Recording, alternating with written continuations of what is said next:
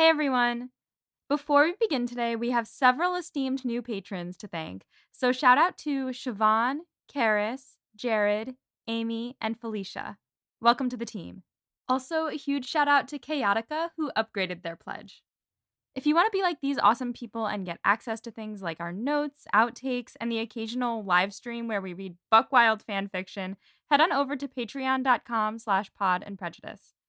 In today's episode, we are going to finally learn the answer to the question we've been asking all along: WHOMST. Just in time for you to buy our WHOMST merch at our TeePublic store. You've all been loving the merch so far, and we're so excited about it. The link to the store is in the episode description, so check that out if you haven't already. And now, enjoy this week's episode covering only one chapter, Chapter 31 of Sense and Sensibility. I'm in my new apartment, and I'm so excited to not be in my bedroom right now. I'm in my office space currently, and what you're seeing behind me are owls on the wall. Cute. They will be gone. I am going to take them off, but right now this was a nursery for the last tenants. So now it's set up to be an office and a record studio, but it still has owls on the wall. I like them. They're watching. Mike thinks they're insanely creepy. I have a lot of respect for the person who was here before me, but I don't know why they thought this was cute. It's a bit disconcerting, shall we say. WHOMST. WHOMST. Well, we found out WHOMST, didn't we?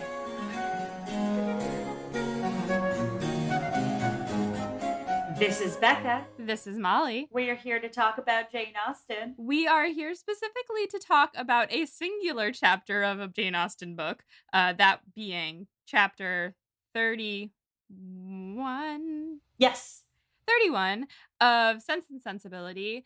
If you're new here, I, Molly, have never read any Jane Austen sans Pride and Prejudice, or except for Pride and Prejudice, until doing this podcast. I, Becca, have read many Jane Austens, including Pride and Prejudice. And if you want to listen to Molly reading Pride and Prejudice for the first time, check out season 1 of our podcast. But that's not what we're doing here today. No, it is just juicy Sense and Sensibility today. Juicy Sense and Sensibility. Sense and Sensibility and juicy. Sense and juiceability. Juice and sensibility. Juice and juiceability. Juice and juiceability. Sips coffee. Listeners, those of you who are familiar with Sense and Sensibility might know that this is the angstiest of chapters. It's one of the angstiest chapters Austen wrote. It's juicy. It is, for lack of a better term, the drama. The drama. And listeners, I cried. And honestly, I'm going to place emotionally where I might cry again talking about it. Because, oh man, it's just poor Colonel Brandon. And listeners, you know that I love my boy. I love Colonel Brandon.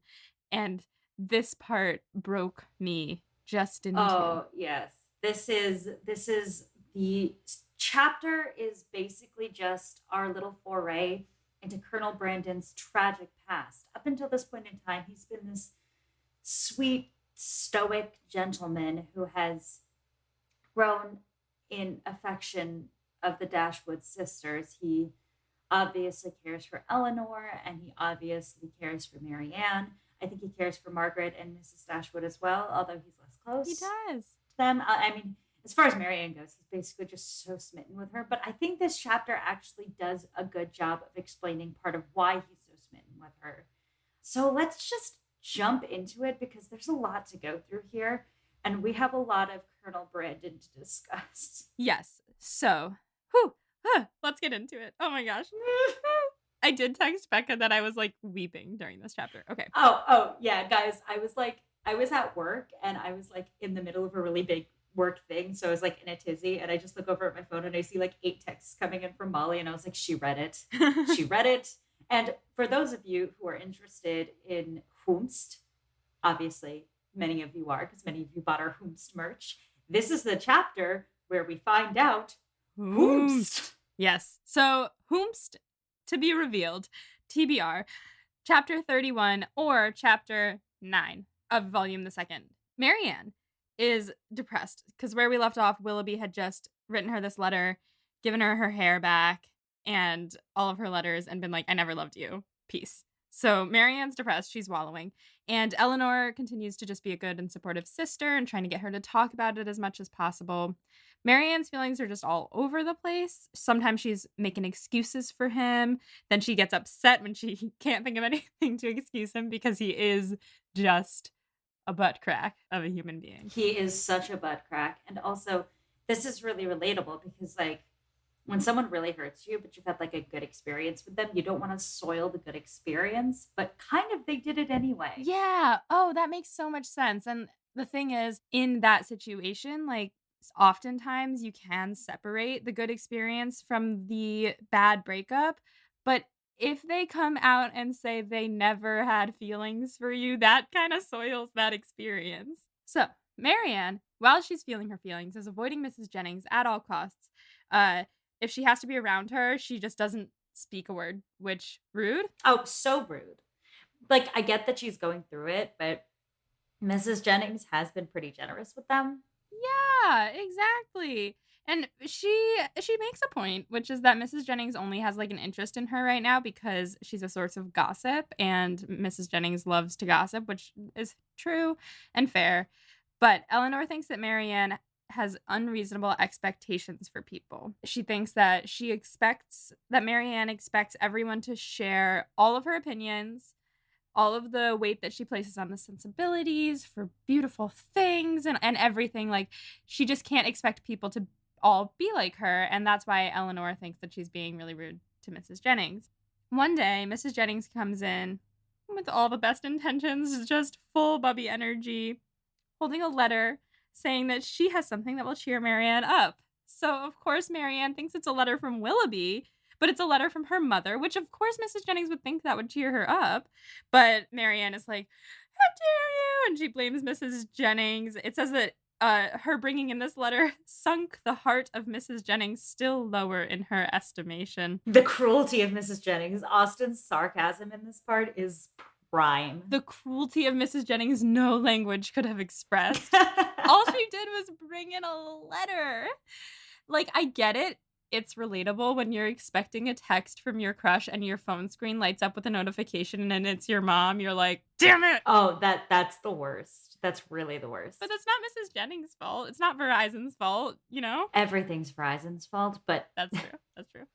it is certainly not anybody's fault except the guy not texting you. Right.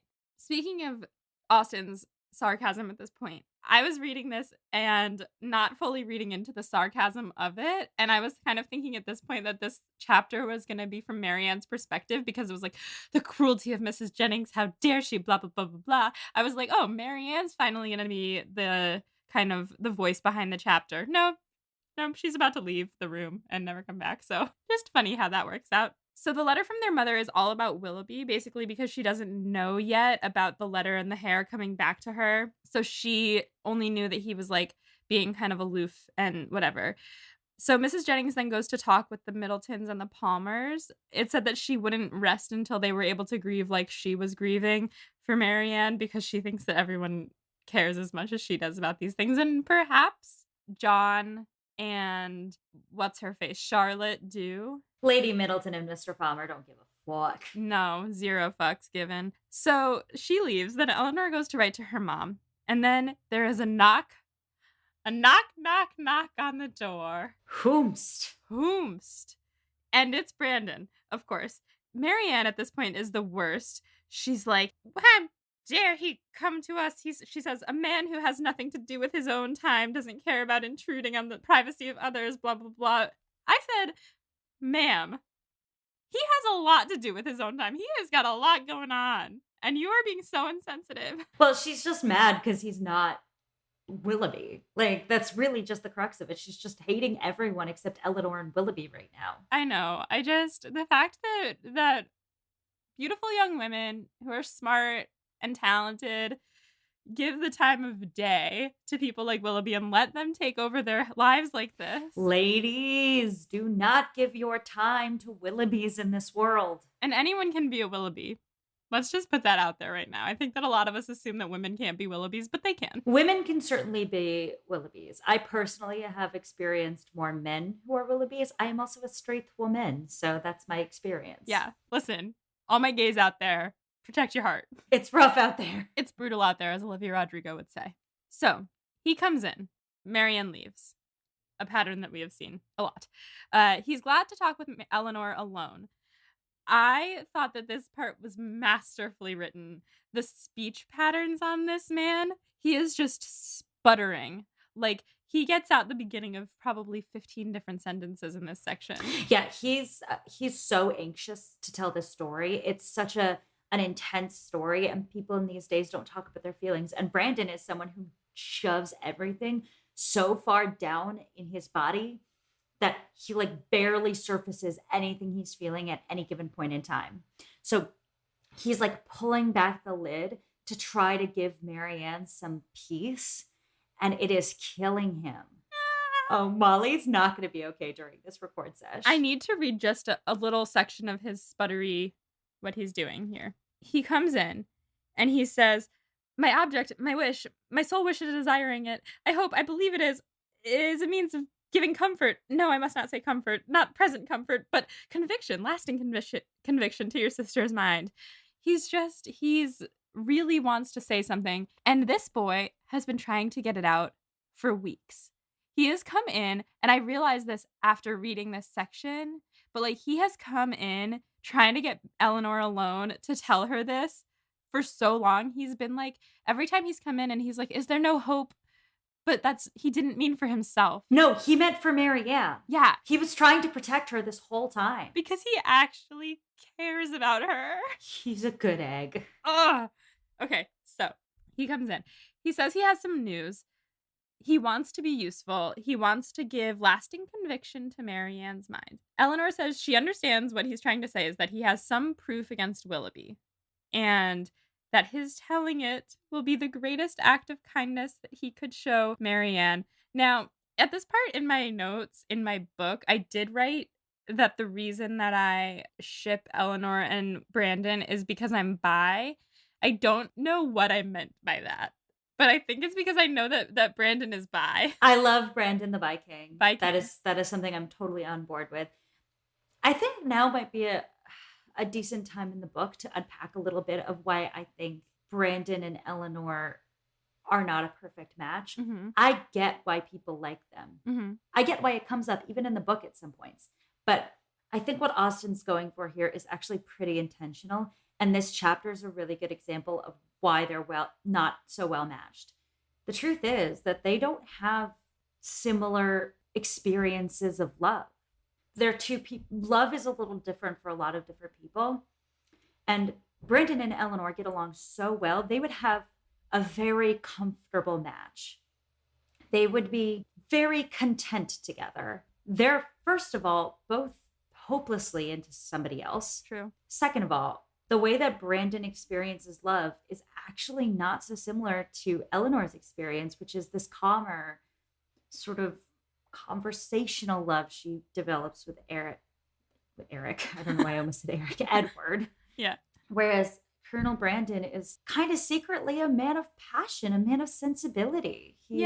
I know that's a hot take, listeners. I know some people really think Colonel Brandon's kind of stuffy and sensible, but this chapter to me says that Colonel Brandon is someone with deep passions and deep desires and deep feelings about insane love and running through the rain and all this stuff. So the truth of the matter is he's not suited to a suitable match, quote unquote. He's not suited to just picking someone who he gets along with out of convenience. Mm-hmm. That's my take on why Eleanor and Brandon actually work better as friends than they do as lovers. I respect people who disagree with me here, but that's why I feel like that's what Austen's trying to get at through this story. Does that make sense? No, it doesn't. And I don't disagree with you. I think part of why I ship them, which has nothing to do with whether I think they would actually be a good match, just say that about shipping culture, is that like, maybe this is not true for all people who are attracted to multiple genders, but as someone who is, I do have a harder time in my own brain distinguishing platonic affection and romantic affection. Like, I know the difference, but I think that when I'm reading their relationship, I'm like getting those like is this butterflies? Is it not? I certainly don't want to minimize your experience as a member of the queer community. I will say that many straight people also experience a difficulty differentiating between platonic love and romantic love. It's not, straight people don't get a lightning bolt. They're like, that one. But as someone who has a lot of platonic, intimate friendships with straight men, I really advocate for the belief that, people who could be attracted to each other and have very intimate relationships can have platonic, intimate relationships. And I think they can be extraordinarily important. Yes. And I think that the more I read Colonel Brandon and Eleanor's relationship, the more I do just want them to be friends. And that makes me happy too. I was more thinking about like, why did I think this before? And like, I just want to be so clear. You're not crazy at all. Yeah. This is like, Austen is being very intentional and saying, hey, why don't these two get together? Why don't they do it? She's trying to throw us off the scent. And you would not be the first person to think that Colonel Brandon and Eleanor would make an excellent match. They are, by all normal measures, perfect for each other. Yeah. They're both smart, kind, sensible. They clearly get along really well. They have really similar notions of how to like live a good life. Like there's a lot of value cross. Like they are really well matched, except for things like chemistry and love and passion. Like that's really the crux of the matter, is that like they're kind of perfect for each other, but they don't want to be. Like, Yeah. Yeah. Oh, yeah. You're right. And I like that. I like it too. I think it's very telling in the story. And like, I am happy to discuss with any of our listeners if they disagree with me. But that's like, this chapter really to me says why Colonel Brandon would not be a good match for Eleanor. So let's get on to why in the actual specifics. Yes, let's get into why. So he decides to tell her the whole story. He starts first at where he left Barton in October. He's like, do you remember when I left Barton? And then he's like, oh, wait, no, I have to go back farther. I'm an awkward narrator. Let me give you some more explanation. He says he can have no temptation to be diffuse in this situation, which means in talking about what he's about to talk about, he doesn't want to take up too much time. He doesn't want to spread out his story because it is painful for him. Poor baby boy. He does kind of spread it out anyway, but I digress. It's like 6 pages long. Yep. So he starts out by saying she's probably forgotten this, but does she remember a conversation they had at a party one night when he brought up a lady he'd once known who reminds him of Marianne? Now, we remember because we've been talking about it since then. WHOMST. WHOMST, obviously. And Eleanor remembers it too. Of course she does. Of course she does. Because she's been thinking about it the whole time too. But he gives a little smile because he's like, oh, like, she remembers we're friends. Like, his little self-esteem goes up. So here's his story. This lady, Eliza, was one of his nearest relations, and he grew up with her under his father's guardianship, and they were in love. He was obsessed with her. It was like Marianne and Willoughby levels of love. Oh yeah, this was a deep, passionate affair. For their whole lives too. Like, oh yes. Oh, baby like boy. From childhood, like love from childhood, like the wonder years. So when she was 17, he says she gets married to his brother because her fortune was large and our family estate much encumbered, meaning debt. Hello? What is it? The Economics of Dating in Jane Austen. Ka-ching. Graham the Sting. So his brother, though, did not love her and she was miserable. But then he's like, wait. I have to go back farther because this is confusing. He's like really bad at telling the story. So, oh yeah. Famously, like there are scholars who talk about how bad Colonel Brandon is at telling the story. Oh my God, I love it. We're gonna have to read some of their essays.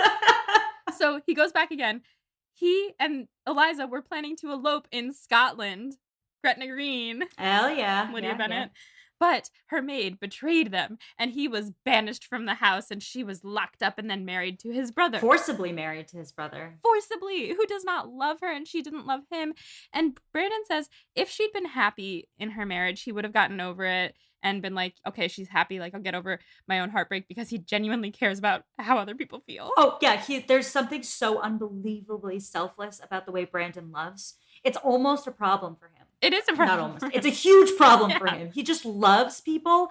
Like when he loves, he's like, I don't need to have anything in return. It is enough for me to know that that person is okay. Oh my god. Colonel Brandon is everyone's dream. Girl, get you a Colonel Brandon Get you a Colonel Brandon. of any gender, but any person listening to this podcast looking for love, screw the Willoughbys, but get on the Brandons. The Brandons are where it's at. Marry them right away.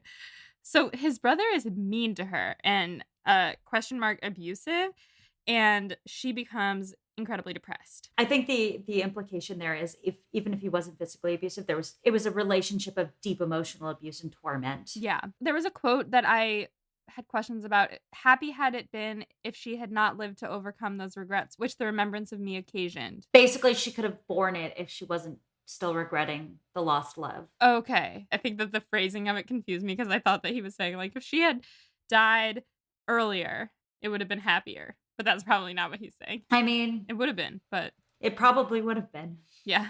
And then he says, but can we wonder that with such a husband to provoke inconstancy and without a friend to advise or restrain her, she should fall? And that is such a modern sentiment.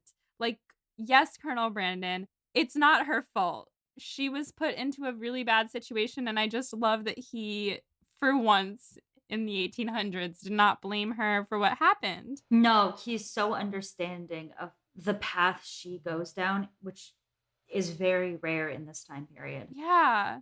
And he blames himself for it a little bit because he thinks that if he had not left England, she might have been okay. But he left because he thought that would help both of them move past it. So he's shocked when he finds out that she's married to his brother.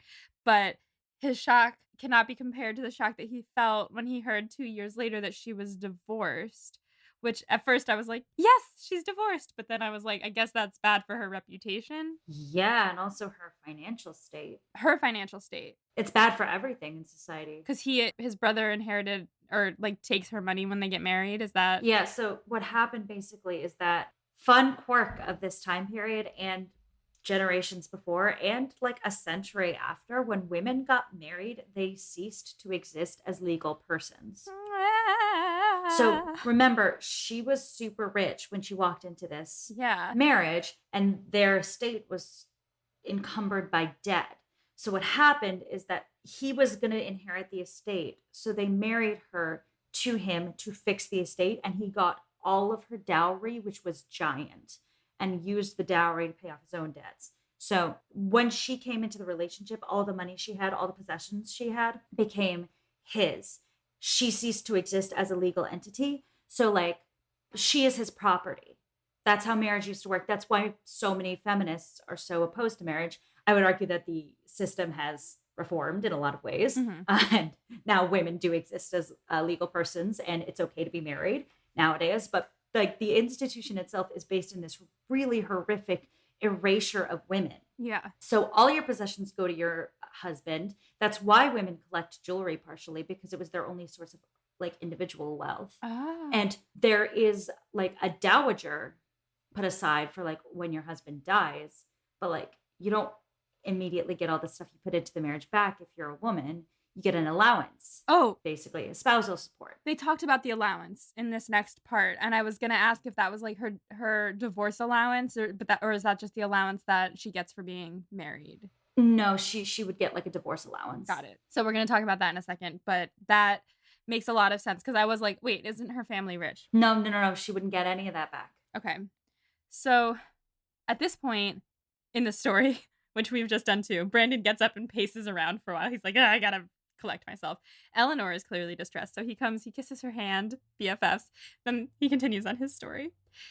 3 years after the divorce, Brandon returns to London, but he can't find her. He's looking for her. He can't trace her past her first, quote, seducer. So we get an idea of the life that she has fallen into since the divorce. She gets this legal allowance, but at some point she signed it over to someone else. So my take on that was that the money has been going to someone else to pay off some debt. I think that's accurate. Okay. 6 months in, after Brandon is in London, he's looking for her for 6 months, he goes to visit a former servant of his in a sponging house, which is a house usually maintained by a bailiff for keeping debtors for a day to afford opportunity to come to terms with their creditors, or for more than a day. I don't know why the definition is for a day, but anyway, like, they're hanging out there, and he finds her there. Also, shouts to our king for going and finding her when she's been ripped to shreds. Yeah, this has, like, major like, in my mind, I'm picturing the same thing of, like, Darcy going around London, except less angry and more like, Desperate. "Where's my love?" The difference is that, like, Lydia is on the brink of falling, Mhm. and this Eliza has fallen. And so he's, like, scraping the bottom of London, and I was also, like I did go and listen to Les Mis after reading this chapter. It's very Fantine and Jean Yeah. Valjean. That is the I image. Dreamed a Dream, also, like, hot take, I think that Anne Hathaway's version of I Dreamed a Dream is better than,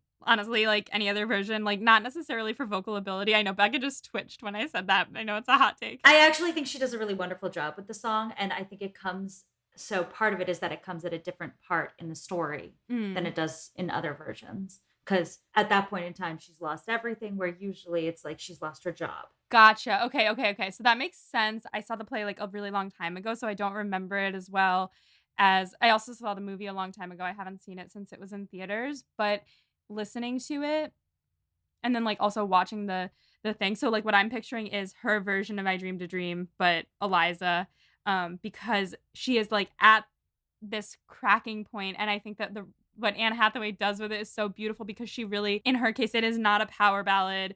It is like she is falling apart, and so that's why I really like that version. Lame as purists, you can come for me, but I love Anne Hathaway. I'm personally super partial to the Lea Salonga version of it. Sure. I happen to think the best cast of Les Mis is the 25th anniversary concert cast, minus Nick Jonas, but everybody else in that is so perfect. Nick Jonas? He plays Marius. What? I know. But so Alfie Boe plays Jean Valjean and Norm Lewis plays Javert, and they're so good. I could cry. I'm not going into this right now. Yes, I'm sorry to bring up Les Mis, but it did feel appropriate because it's also around is it around the same time period? Question mark? Yeah, actually, it would be around the same time period. That's a few decades later, I think. When does Les Mis take place? Oh my god, it's like 5 years later. I thought it felt very similar in vibe, and so I was, like, really picturing that. It's like 10 years later, actually, because yep, that makes sense. But yeah, it is that vibe for sure. And it's interesting because this is a Jane Austen novel. Right, this is a Jane Austen novel, and I was telling my mom about it after I finished this. I was like, "Mom, you're never gonna guess what just happened," and she was like, "Jane Austen wrote that?" Yes. She doesn't just write like petty tea parties. Right. She writes real shit. Like I wanted to read this description of Eliza because it did make me cry. My notes, our patrons will see, I just, like, all caps, "No!" So, he finds her, and he says, "So altered, so faded, worn down by acute suffering of every kind, hardly could I believe the melancholy and sickly figure before me to be the remains of the lovely, blooming, healthful girl on whom I had once doted." Molly's tearing up, guys. I I think am. this is the first time I've seen Molly cry on the pod. Yeah, so It's a lot. It's a lot. so she has consumption, and she's in the last stages of her life, and he says, quote, "Life could do nothing for her beyond giving time for a better preparation for death, and that was given." Ah! She is dying, and he doesn't even think that it's worth it at this point to, like, try to keep her alive, so he just takes her and gives her a comfortable place to die, and he stays with her. It's not that he doesn't think it's worth it to keep her alive. It's that like It would be harmful. he can't. Yeah, he can't, 1, and 2, like, that's no life for her. Which brings it back to him, like, genuinely caring about her. He doesn't have any selfish motives in this. He's like, "This is no life for you," and that is, like, the purest form of love. And that's how Colonel Brandon loses his first love. It's devastating. I cried. I truly cried, and the chapter's not over yet. It gets Oh! worse. So shake it off. Anyway, he stays with her until she dies. She's dead. She's gone. He says, "But why am I telling you all this, Eleanor?" Because Molly's crying, guys. she left him her only daughter. Yes. Her daughter from the first man that she slept with after her divorce, little Eliza. This daughter that everyone thinks is Colonel Brandon's love child. Like, that he knows that everyone thinks that, but he still takes care of her anyway. Yeah. And he doesn't care what people think. Nope. So he's got little Eliza. He sends her away to school because at this time he has no family because fuck his dad, fuck his brother, and he's got no home because he's been banished from his estate. Then his brother dies 5 years ago at this point, thank goodness, because his brother sucks. So she comes to visit Delaford very frequently now that Delaford is his. And I just, like, I wrote down this quote because it was just the way that he said it. He said, "I am well aware that I have in general been suspected of a much nearer connection with her." Like, just what I was saying, like, he doesn't care that people think that that's his daughter. He wishes it was, you know? No, he's taking care of her as if she is his illegitimate child, but he has never been a man to break in any sort of honor. He just really loved her mother and has decided that she is now his family, and it's beautiful. It's so beautiful. Beautiful. I love Colonel Brandon. I love Colonel Brandon so much. Okay, so at this point, 3 years ago to the day, not to the day, but 3 years ago, Eliza gets moved to be under the care of a respectable woman who has a few other girls in her care around the same age and in the same situation. But then last February, Eliza disappears. Brandon had allowed her to go on a little trip with her friend to Bath to visit her sick father. Sick father is confined to his house, and Eliza and her friend are like tromping about the streets having a grand old time. They're kitty-ing it up. They are kitty-ing it up. Which, like, Bath, Brighton, the two towns that are like, ooh. Spring break in Cancun. Yeah. So they are there, and the dad doesn't know anything. Like, Brandon's like, "Where's my daughter?" And he's like, "I don't know. Like, they were visiting, but I was in the house. I'm sick." And they disappeared. I don't know what happened to the other friend, but Eliza just straight up off the face of the earth doesn't come back. For 8 months, Brandon looks for her. I did not catch on. I just want to say I did not catch on to the number of months until later. So he looks for her for 8 months. We'll get back to those 8 months. We'll get back to those 8 months. At this point, Eleanor jumps to a conclusion that I thought was a little bit wild, but she goes, could Willoughby? And I was like, what? But. Because he's telling this story for a reason, right, listeners? Right. So 8 months goes by. He's at Barton. He gets the note in October. We're back in October at Barton. He leaves for London that very morning. We don't know what that says, the note. "Little did Mr. Willoughby imagine when his looks censured me for incivility and breaking up the party that I was called away to the relief of one whom he had made poor and miserable." Yep. So he gets the letter. He goes. He wonders if Willoughby had known that it was from Eliza. Would he have done anything different in what his behavior or anything? But he thinks probably not, since he had already done that, which no man with a heart could have done. Left a pregnant girl with promises to return and then never coming back. Okay, we need a record scratch and then another record scratch and then just what? What do we need here? We need like a bomb going off, maybe like a... Maybe not that, because that'll hurt our listeners' ears. You're right. Just a record scratch, glass breaking. Yeah, we need like shatter. A woman scream. Like we need like sounds of fire. Like we have a full-blown mention of sex in a Jane Austen novel. Willoughby knocked up Colonel Brandon's ward. His daughter. Ish. She is young. She's like, what? How old is she? 14? Yeah, like 15. What we learn at this point is that Willoughby knocked her up in Bath, left not 8 months later, started wooing Marianne, and just never went back to her. Like he just disappeared.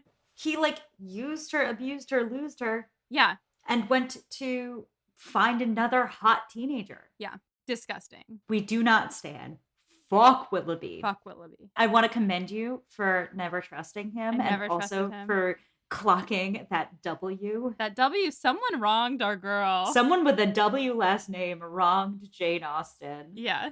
So at this point, Brandon says he's been trying to tell Eleanor this for weeks. He's been trying to go to her and be like, oh, is it too late? Because, like, how do you tell someone who's, like, engaged to Willoughby? Right. This shit. So when he found out that they were not engaged, he was like, okay, now's the chance. Like, I'll make her feel better about it. She dodged a bullet. And, oh boy, yeah, she needs to hear this. She truly does. I know that, like, Marianne's probably going to be, she's probably going to be like, I don't believe you. Or, like, really sad to know that, like, her love is such a terrible, terrible, terrible human being. But whatever, she needs to hear.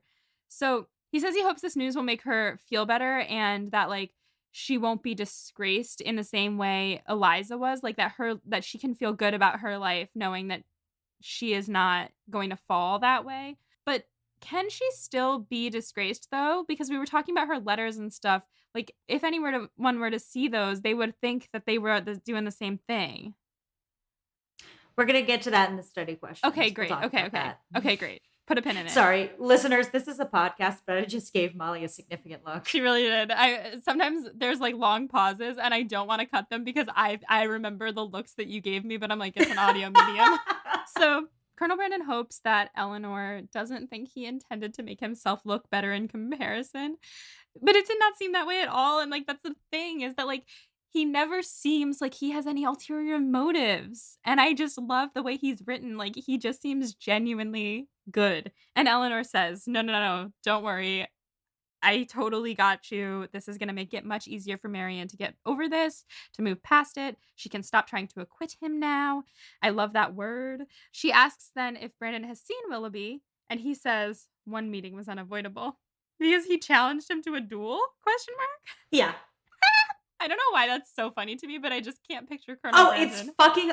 Men are so stupid. They're so stupid. Men are so stupid. Sorry. I love our listeners who are men. I don't think you're stupid, but like, dueling. Are we serious? Dueling.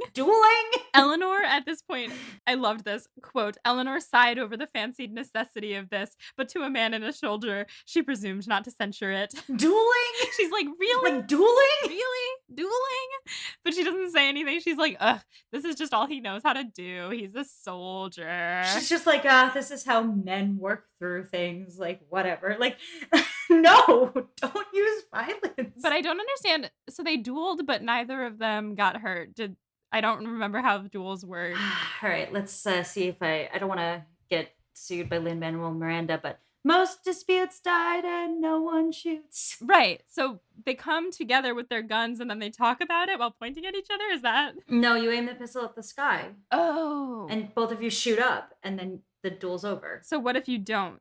What, can you like at the last minute shoot at them? You get one shot in a duel. Oh. So, I mean, if you're dueling with pistols. Right. Which you don't have to be. You can duel with swords or knives or whatever. I don't pretend to be an expert on dueling. Yeah, I only know the song, and also they did a duel in Bridgerton where no one got hurt, right? Well, I don't think they even dueled at that point. Did they? Oh yeah, they did, because she went between them and they almost shot her. Right. Anyway, dueling is stupid. Dueling is super stupid, but you only get one shot, and like, you can be a man of honor and just like aim your pistol at the sky, and then like, if you both do that, then no one dies. But if one of you does that and the other one shoots, then you get someone dying. Or you can just shoot at each other and sort of injure each other or kill each other or whatever. But you can just aim up. So my guess is that both Brandon and Willoughby just shot at the sky. So I hope that in the movie we get to see this because, again, I don't know who plays Willoughby, but... I'm just going to go ahead and say this doesn't happen in the movie. Damn it. I know, I'm sorry. Well, okay, here's how I would have it. I know that Hugh Grant plays Eddie, but in a similar way to how I thought Colin Firth played everyone in Pride and Prejudice, I kind of have been filling Hugh Grant into every role that I don't know who it is. Honestly, Hugh Grant wouldn't be a bad cast for Willoughby either. He'd just be a different cast. Yes. So I'm picturing Willoughby and Alan Rickman in their full, like, garb, being absolute, like, just not knowing how to do this and being like, I challenge you to a duel, and then standing there like, I mean, Brandon's an army man. Brandon knows how to duel. No, I know, but I can't picture Alan Rickman doing it because he's like a sweet boy. Expelliarmus. Oh man. Yeah. Ooh, okay. So that happens. Then he tells Eleanor that Eliza and the baby had been removed to the countryside. This is actually where I realized that Willoughby had knocked her up. It took me a while. Is this where you texted me? Yes, this is where I texted you, because also, like, the way that it's revealed, I mean, again, there was the 8 months hint. He said that he made her really wretched, but they didn't actually necessarily say that she had a baby until Eleanor asks if she's in town.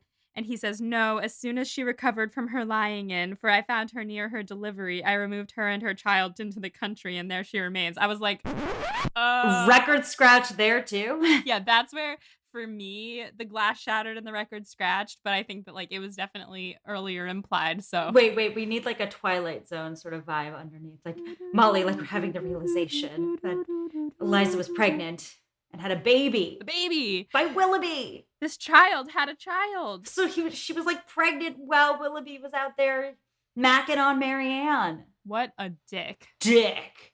Yo, fuck Willoughby. He makes Fanny look gentle by comparison. Yeah, because all she does is be annoying and whiny. Well, she did like take all their money away from them. That's true. And That's kick true. them out of their house. Fanny still sucks. Fuck Fanny too. Yes. Sense and Sensibility villains are like next level villains in Austen works. This is definitely, I mean, again, I've only read Pride and Prejudice, but so far this is my favorite book. Anyway, that is the end of those chapters, because then Brandon leaves and Eleanor is feeling really grateful for him and also just like feeling really bad for him and just like hard same, Eleanor. Yeah, we are all Eleanor in this moment. Like he leaves and we're like, Whew, that brings us to Becca's study questions for this part. So first of all, we now know WHOMST. We finally know WHOMST. This has been one of the biggest questions from the book so far. So let's start with Brandon's love story. We touched on this when I was discussing the Eleanor and Brandon friendship / quasi people think it's a romance. What do you learn about Brandon based on this love story? I think the biggest thing that we've already talked about a little bit, but that I just think is the most important thing, is that when he loves, which he has a lot of love to give, our boy, he cares so much more about the other person than he cares about himself. Like he is so selfless, and it's not an ingenuine thing. Like I think that we worried that like with Jane Bennett, we worried at times that it was like just because that's like a part of her personality, or at least I sometimes worried. I was like, Jane, come on, care about yourself a little bit. Like, you know that you should. No, Brandon should certainly care about himself a little bit more than he does. He is not very self-protective. He should, but also it doesn't feel like it's something that I think that in Jane's case, I think it's something she's proud of for herself. Like she knows that she is this person. I think that Brandon like feels himself doing this, like, oh my God. I don't know how I'm back here, but somehow I'm here doing it. Yeah. Can't not. Yeah, but he really just cares so much about other people, his friends. He cares about Eleanor. He cares about the whole family.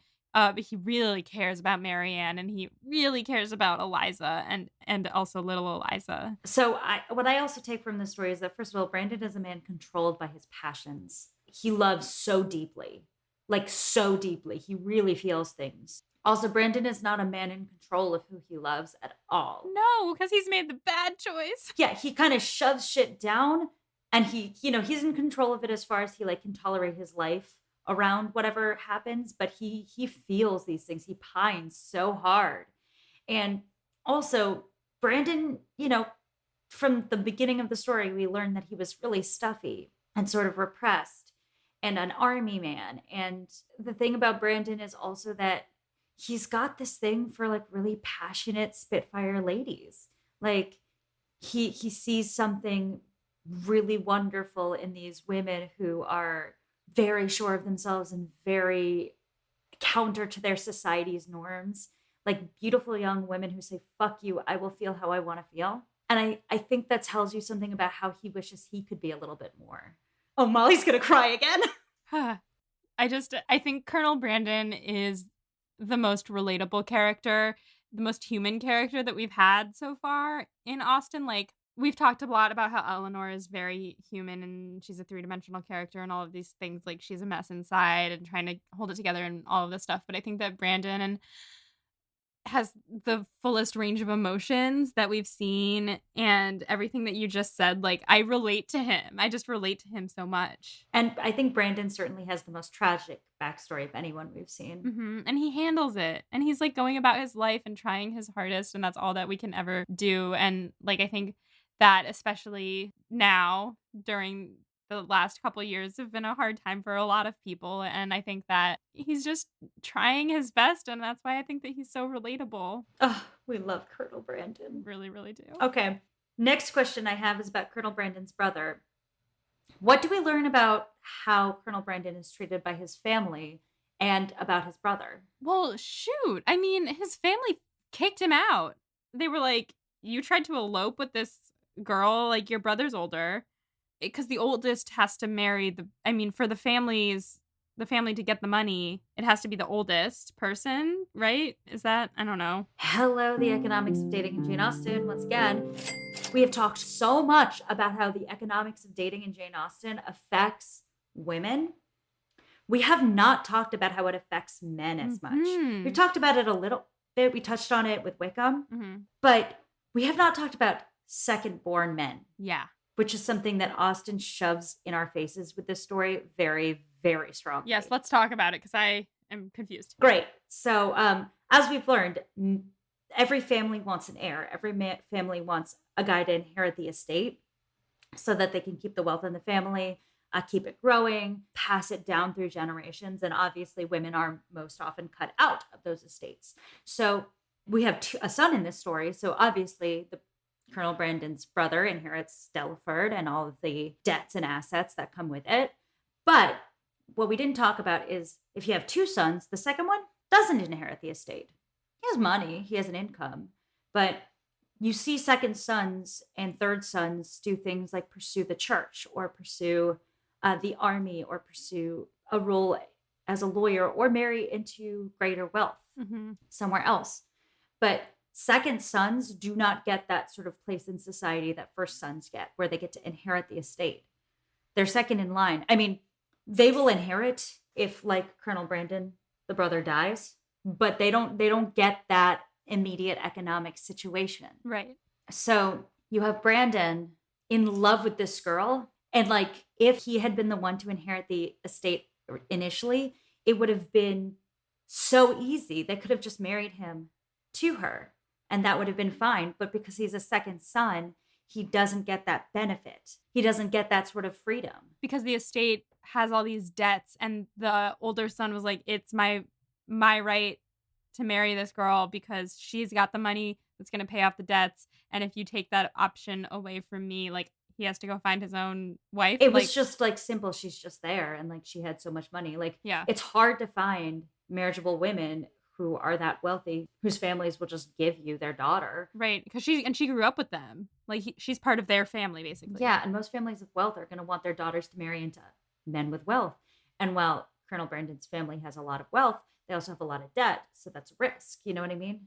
It's a financial proposition. And her parents are dead, right? Like, at this point, because she grew up with them. You know, I can't pretend to remember exactly what happened with Eliza's parents. It's not totally relevant to the story. Yeah, well, the vibe that I got is that they're dead, so she already has all this money, like, to her name, and she grew up under Well, the she gr would have had the money anyway because it's a dowry. Right. Oh, man. This story is a perfect encapsulation of why tying money to romance in this time period was so cruel, Mhm. both to the women, because what happens to Eliza is devastating, So sad. but also to Brandon, because his story is really sad and he loses out just because he was born second. That unfortunate truth. And the ironic thing is, he is the one who inherited the entire estate in the end. Yeah, oh my god.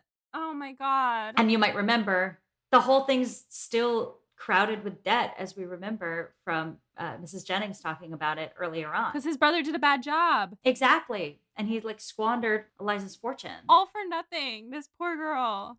Yeah. She had to go through all of this, and the estate still went to Brandon and still had debt. Yeah. That's heartbreaking. Yep. It's all so devastating. It's a good example of how a system built to oppress women also oppresses men. Yeah. All right. How does this story change the dynamics of the book and just Austen's writings in general? We've entered into a part of society that I think we haven't touched on yet. We saw Lydia in London like being debaucherous, but we have not seen the people who are at the end of their rope in the way that we are now seeing that Eliza was at the end of her rope and just existing to survive. So we're seeing that, first of all. There's like a more well-rounded world, full world view, as opposed to just the wealthy and the slightly less wealthy who complain about being poor, but who are not. Willoughby, well, we'll get to him. And I think it just adds a level of the stakes are higher. The stakes are higher for everyone. The stakes are higher for Marianne, even though she like dodged this bullet. In retrospect, her stakes are higher. Like she could have been destroyed by this man. In fact, like we don't know what happened at Allenham, and we've been hinting at that for a while. And the stakes are still kind of high because if girl went and got herself knocked up, then that's a whole other story. And now I'm afraid for her. I mean, the story is different. Like I said earlier, I went into my mom's room after I finished this chapter and I was like, you're never gonna guess what Willoughby did. You're never going to guess WHOMST. And she was like, what? And I told her the whole story and she was like, Jane Austen wrote that? Yeah. So the whole book, I've been pointing out to you when the sex exists in the book and guiding you to those places. But you could have thought I was crazy or overreading it. And this is the first time where I'm like, no, we know Jane Austen knows what's going on here. Yeah. That is how we know. She came out and said it. Right. She came out and said the sex is happening. And not only that, you are totally correct that we have seen mostly the upper classes here. And the stakes don't feel high, but they actually are. And this chapter is one piece of why. First of all, we're seeing real poor people for the first time in a debtor's house finding a prostitute dying of consumption, who used to be a high society woman. And the only thing that changed that is she wanted to get out of a shitty marriage. Oh my God. That's the risks that these women are living in society with. It makes Mrs. Bennet feel a lot less crazy. Yeah. And Austen constantly is touted by people as being sort of prissy and beating around the bush and all this. But no, Jane Austen is writing about sex. Jane Austen is writing about these transgressions and how they affect women and men for that matter. It's a little piece of like her giving you, yes, you are right. I am actually talking about people having sex behind closed doors in these books. Yeah, man. Yeah, it's true that I feel like we talk on the show about sex a lot, but it does often feel like a reach. A lot of people talk all the time about how Jane Austen is quite chaste. And, you know, for the most part, like her books are pretty chaste, like comparatively. But underneath the surface of that chaste exterior is this undercurrent of sexual tension and sexual deviance that runs through all of her books. So now she's pulling back the cover just a little bit for you to see what's actually at stake for these women if they ruin their reputations, if they marry poorly, or if they marry well and the guy just turns out to be a dick. Yeah, we've seen a lot of relationships where the man is not into the woman. Mr. and Mrs. Bennet, well, we think he is. I think he is. That's, you know. Mr. Palmer and Charlotte. Mr. Palmer and Charlotte, though, like we've seen that in this. And then now we're seeing a relationship where the man was actively, at least emotionally abusive to the point where she needed to get out of there. Like, she got divorced and good for her. But like, I know ultimately it was her downfall, but like, good for her because she was in an unhappy marriage. It just sucks that the society is in such a place that led to her having to fall in that way, like get consumption. Totally. All right. So next question. Fuck Willoughby. Giving you a quick minute to just rant about Willoughby. Go. First of all, like I wanted to complain about him complaining about his level of wealth because, sir, you have an estate waiting for you. Shut up. Like as soon as your witchy aunt dies, you're going to be fine. So like calm down, first of all. Second of all, the fact that this is a child, he has had a child with a child because Brandon is not that much older than Willoughby. Like maybe 10 years. Fathering his grandchild. No, super, super weird. So that's gross. And now he's like on to the next. Marianne is how old? 17? That's like a normaler age, but like still, it's just gross. And the fact that like we don't know, like we know that he, according to Brandon, left Eliza with promises to return. And then he just dipped out. And like, he might not know that she was pregnant, but still, you don't just dip out and ghost like he ghosted Marianne. Yeah. And I think it also is really telling that you started using the language of like child and predator again, because we talked about this early on, because Brandon is so much older than Marianne in a way that's like a little, But again, you see Brandon really caring and respecting the choices of the women in his life. And Willoughby is manipulative and taking advantage of young women for his own sexual deviance. We talked about this. Yes, we did. It makes a difference. Yeah, we compared Brandon and Marianne to Wickham and Lydia. Yes. And now we can compare them to Willoughby and Marianne. It's that he doesn't make a move. Yeah. And it's also that he sees her as like an adult and isn't lying to her, and he's being honest with her and respectful. Like those things matter in these circumstances. Age differences can be okay where both partners are very respectful of the other person and take the other person's adulthood seriously. Mhm. But what you see now with Willoughby is that he is manipulative and he is squandering the good faith of these young women. And using them because he doesn't think that they are full human beings. Like, he's using them for his own personal pleasure and whatever, and then ditching them on the side of the road. Yo, fuck Willoughby. Fuck Willoughby. All right, last question before the standbys. What do these transgressions mean for Marianne exactly? Well, she dodged a bullet, potentially. But like I just said, we don't know what went on in Allenham. We can't say that she's not going to end up pregnant. I would have thought that was a stretch for Austen. That might be taking it too far in terms of the drama that we can handle in this book. The drama. But I also now would not put it past her. So like that's possible. Like Marianne could end up with child. I think the main thing that it means though is that now, I mean, it should make her feel better. It should make her be like, oh, he goes around and does this. That's not someone I want to be associated with. I think how it's going to make her feel is like, oh, I'm not special. He never loved me. Why did he make me feel that way? Like she's gonna, just because if I was her, I would feel really hurt. Oh, it's terrible. So one thing I think it does is it should make Marianne question her judgment of people and what's important. Oh yeah, because she thought she has a good judge of character. Yes, I mean Willoughby is so handsome and he loves poetry and he is romantic and passionate and all these things that made him and Marianne so compatible. But I mean, it's a farce because Marianne was chasing this thing that's a lie because Willoughby's shit. Remember when he gave her a horse named Queen Mab? Oh, yeah. And we talked about that at the time, how gross and weird they were being. And Marianne was talking about how she needs someone who likes all the same literature as her and feels the same way about love as she does. And I don't want to fault Marianne for all of that because I am so a fan of it being okay to be romantic. But the lack of care in which she put other aspects of a person she should fall for did not do her well here. So that's one thing. Another thing is, again, the sex is explicit in the book now, and we do have the Allenham court scene, and we have the level of intimacy between Willoughby and Marianne. It's not clear at this point in the book what that means. We do know Willoughby was willing to do those things with a woman who was at least of a social standing where he shouldn't have.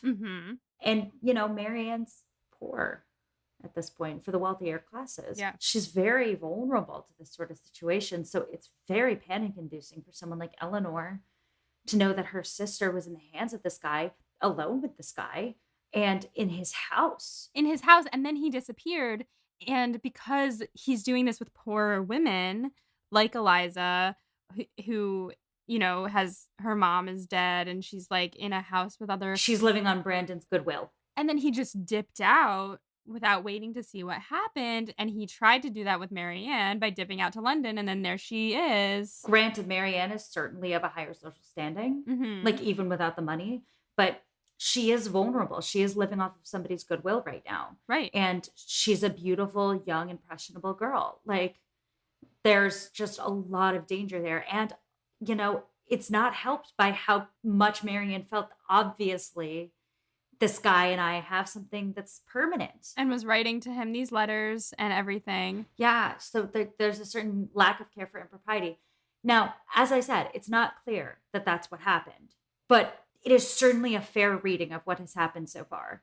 And the fact that it is a fair reading puts Marianne in so much danger. Yeah. I also wanted to read this quote because we were talking about Marianne's, what she looks for in a person and all of this. And they brought it up in this chapter, which, makes me think that they're hinting at the fact that we're going to have to see Marianne become more sensible. Eleanor thinks, Eleanor had not needed this to be assured of the injustice to which her sister was often led, in her opinion of others, by the irritable refinement of her own mind and the too great importance placed by her on the delicacies of a strong sensibility and the graces of a polished manner. Like half the rest of the world, if more than half there be that are clever and good, Marianne, with excellent abilities and an excellent disposition, was neither reasonable nor candid. She expected from other people the same opinions and feelings as her own, and she judged their motives by the immediate effect of their actions on herself. So she, up to this point, I think has been a little self-centered and not looking at the big picture. And Eleanor's drawing attention to that. Like she judges people based on how they affect her, how much they agree with her, how much they are the same without thinking about anything else. I think that's a real danger too, in like all of us. Like Yeah. we're all looking for the person who's like the most compatible with us on the most superficial things, Mhm. but that doesn't account for whether or not that person's gonna actually be of character to deserve you. Right. So it's really important to look past some of the less important things and be able to see the person who, will not actually ruin your life, We don't love a life ruiner. like Willoughby did to Marianne. Great. So that brings us to our standbys. I think I'm going to change the first one for this chapter in particular because there's nothing funny in this chapter except the beginning with Mrs. Jennings. Yeah, I was like, I didn't write anything down. We're going to do just favorite quote. Ooh, okay. So this is after he's describing getting the letter in October. He says, "Little did Mr. Willoughby imagine, I suppose, when his looks censured me for incivility in breaking up the party, that I was called away to the relief of one whom he had made poor and miserable. But had he known it, what would it have availed? Would he have been less gay or less happy in the smiles of your sister? No, he had already done that which no man who can feel for another would do. He had left the girl whose youth and innocence he had seduced in a situation of utmost distress, with no creditable home, no help, no friends, ignorant of his address. He had left her promising to return. He neither returned, nor wrote, nor relieved her." The way that everything has led up to this point and bringing it back to that time and then saying, like, what would it have done? Like, Willoughby is just an asshole. He would have still done exactly the same as he did. He would still be doing the same with your sister. Like, he sucks. And also, I think it's well written, and I loved this whole chapter. I mean, it's so hard to pick a favorite part because even though every single part is a punch to the gut, still so beautiful. Some scholars clock this chapter because it's like dramatic for Jane Austen and also because Colonel Brandon is not a particularly eloquent narrator. Yeah. But I think it's perfect for those two reasons. One, it injects stakes into the book and shows you really just how much in danger these women were in his hands. And two, I think the fact that Brandon is not a good storyteller is so in line with his character and his incapacity to usually share how he feels. Like he's gotten not used to saying it out loud, that I think this chapter is actually intentionally written to be a little jagged and sloppy, and it's brilliant on Austen's part. Yeah. Wait, can I add one more? Yes. On that note, another favorite part is this part. He says, "Even now, after the recollection of what I suffered," and then he cuts himself off and he says, "He could say no more, and rising hastily, walked for a few minutes about the room. Eleanor, affected by his relation and still more by his distress, could not speak. He saw her concern, and coming to her, took her hand, pressed it, and kissed it with grateful respect. A few minutes more of silent exertion enabled him to proceed with composure." That really shows like what you're saying. He is trying his dang hardest. He is. All right, questions moving forward? Well, now we know WHOMST, so I don't need to ask WHOMST. Yes, we don't need to say WHOMST anymore. Right as we put the merch out. Yeah, right. I want to know if we're going to confront Willoughby. I would love to see us confront Willoughby. I know that they've already dueled, but I want to see Marianne confront Willoughby. Dueling? Ugh. Ugh. I want to see Eleanor confront Willoughby, and I still gotta know what happens with our boy Eddie and Lucy, because we've compared the two situations now, and they are very different. Absolutely. Yes. Now you can say very surely that Edward is not nearly as bad a He's guy not as Willoughby. nearly as bad as Willoughby. I'm still annoyed at him, but I don't want to murder him. Oh my god, yeah, and he's like trying really hard to not ruin lives, where Willoughby is just like a destructive fire. He's a life ruiner. Yes. He ruins people's lives. Yes. More Mean Girls. Yeah. All right. I can't believe I'm even saying this because I know the answer, but who wins the chapter? Colonel Brandon. Our boy, our boy. king, our bye king. Our bye king. No words. I have nothing else to say about it. I love Colonel Brandon. I'm so glad to share that character with you. I can't wait for you to see him on screen too. Oh, me too. We're gonna have a tough time with that audience. Yeah. Woo. All right, listeners, that concludes this juicy episode of Pod and Prejudice. Next time, we're back to the 3-chapter structure. So if you can read chapters 32 through 34 or chapters 10 through 12 of volume the second in your copy of Sense and Sensibility for next episode. Until next time, though, stay proper. Find yourself a Colonel Brandon. Yes, do that for sure. Pod and Prejudice is edited by Molly Burdick and audio produced by Graham Cook. Our show art is designed by Torrance Brown. Our show is transcribed by SpeechDocs Podcast Transcription. For transcripts and to learn more about our team, check out our website at podandprejudice.com. To keep up with the show, you can follow us on Twitter, Instagram, and Facebook at Pod and Prejudice. If you love what you hear, check out our Patreon at patreon.com/podandprejudice to see how you can support us, or just drop us a rating and a review wherever you listen to podcasts. Thanks for listening.